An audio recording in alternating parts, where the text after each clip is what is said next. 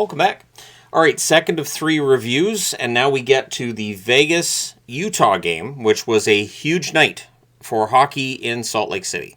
The first home game played in Utah. Of course, I talked in the news video about how they had the jersey giveaway where you could exchange a Vegas jersey for a Utah jersey, and the marketing that this team has done has been fantastic. It was an electric crowd. They were excited the whole game.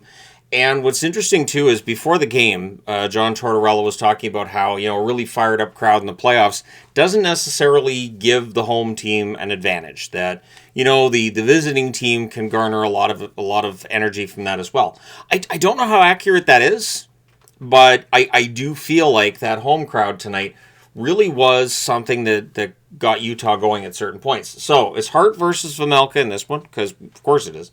Towel power, so Salt Lake City fans understanding, you got to wave those towels. Early pressure by Utah. Howden has a rush chance. That's kicked aside. Vegas was dangerous early on in transition. Vegas gets some pressure at 2 minutes. Rasmus Andersson has a chance that's held. He was prominent tonight for Vegas. Hurdles denied in close on a 2-on-1 rush. He is just absolutely jinxed, isn't he? Theodore has a shot that deflects out as Vegas is building some momentum, and they're trying to take the crowd out of it. They're doing their best to quiet that Utah crowd at that stage. Gunther has a net drive that's held. We get some pushing. 4 minutes in, the shots were 7-1 for Vegas. So that chance for Gunther, right around the 4-minute mark, was the first shot versus the 7 shots for Vegas. So Vejmelka was earning his money early in this game. Keller to Krause near miss. The fans call one, but the referee doesn't, so the referee's informed that he sucks. Dowd fires one wide on a rush. Peterka has a one-timer that's kicked aside. We get a power play for Vegas, so a lot of booing, and then the referee is once again informed that he sucks. As I said in the first review tonight, there are 2 referees, so I always assume that one looks at the other and goes, they got to be talking to you, because I know I'm good at my job, so you got to get your stuff together. Listen to them. You did that. Vegas cycles. Marner has a screenshot that's saved, and then there is a clear that ends that. Just 2 shots on net during that power play, so no harm, no foul. The shots are 11-2 for Vegas with 7.5 minutes left. They were controlling the game until at 12:59, Uyghur with a one-timer from the right circle opens the scoring for Utah. The assist to O'Brien and Yamamoto, so kind of against the flow of play. Mammoth get the lead. The Mammoth pressure with 4.5 minutes left. Vegas gets pinned down a bit. Hart's getting a little bit busy at this point in the game after a pretty quiet early start for Utah. The Mammoth would draw power play with 3 minutes and 30 seconds left. We get an early clear. The Mammoth then set up. They cycle, and they score to make it 2-0. It's 17:45. Gunther roofs one from the top of the left circle. So it's a one-timer, and the assist to Cooley and Keller. So 17:45 into the first period. We've got ourselves a 2-0 lead for the Mammoth. Vegas looks to respond, but it's 2-0 for Utah after one. One thing to keep in mind, of course, with Vegas is they're not strangers to comebacks. But I feel like Utah knows that too. And so, yeah, it definitely was a little different tonight. So second period, Sissons has a turnover chance that's held. We get some pushing, and there's Vegas pressuring early again. So this is where Vejmelka has to, keep the Wolves at bay here. Hurdle fires one high as Vegas gets some control. Like I said, Hurdle's not allowed to get goals. The shots were 4-0 Vegas at 3.5 minutes. So another strong start. They had the first 7 shots in the first period. They had the first 4 shots in the second period. Anderson has a sharp angle shot. That's held. And then at 4:06, off the rush, first shot, Utah scores. It's a net feed that's tipped in by Krause, Schmaltz, and Uyghur with the assists. So this had to be frustrating for John Tortorella, that Vegas controlling, large swaths of this game, and then as soon as Utah goes down the ice, they score. And suddenly it's 3-0. Howden's denied in close as Vegas is looking to respond. Utah gets some pressure at 7 minutes. Both teams throwing some big hits at this point. We didn't get 100 tonight, but we got a good number of hits.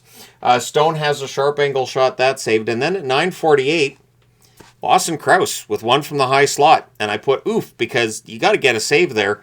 Keller with the assist. So that makes it 4-0 for Utah. I was mildly surprised that Tortorella didn't put Adin Hill in the net at that stage. He did not. We'll see if Carter Hart starts the next game. I didn't think he was very sharp in this one, especially on that 4th goal. Cooley then nearly adds another. So Utah was just piling it on.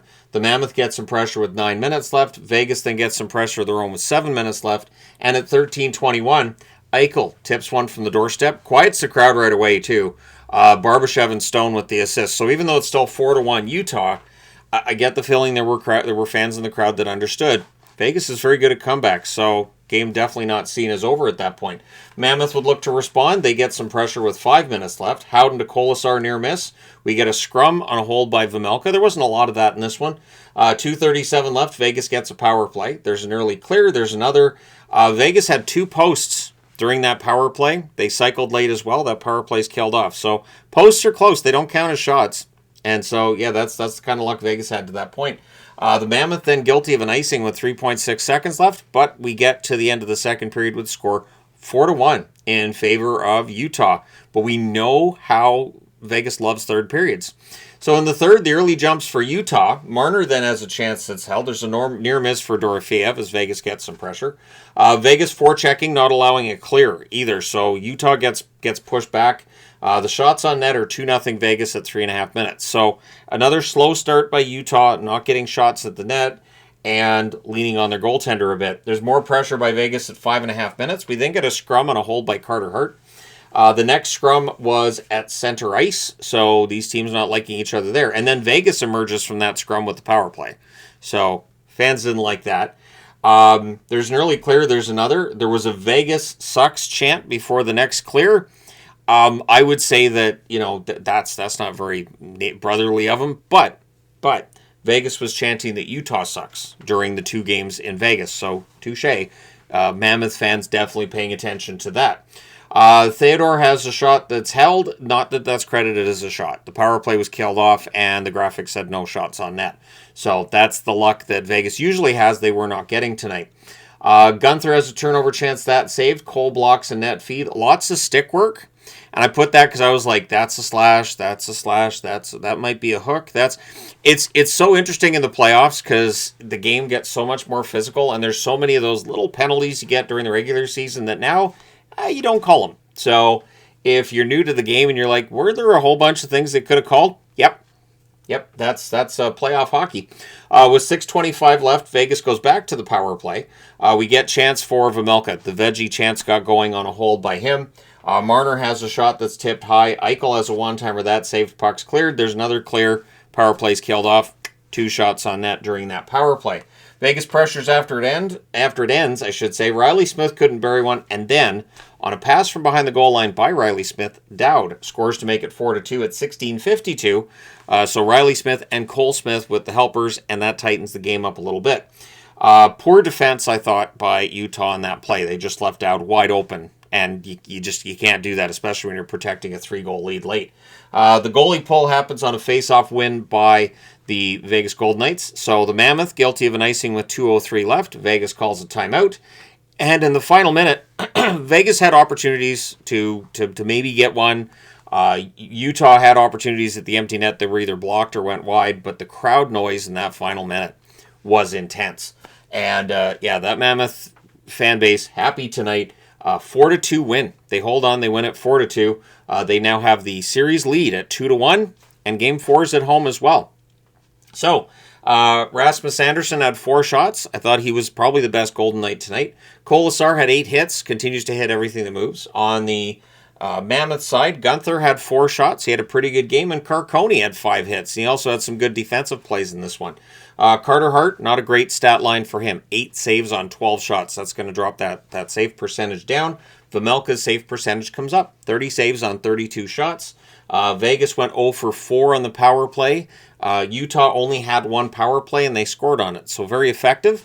The hits were 42-41 for Vegas. So 83 hits in this game. A hard-hitting game, and Utah emerges with the victory. And now they're going to try to put Vegas on the ropes with Game 4. But Vegas is going to come back with a better... I don't know if better effort's the way to put it, since they outshot Utah by a lot, but they need those saves, and they just didn't get them tonight. So maybe they will in Game 4. We shall see. Let me know your thoughts in the comment section below, as always. Hit like and subscribe in the event you may not have done so already. Thank you guys so much for all your support. It's greatly appreciated. I will talk to you again soon.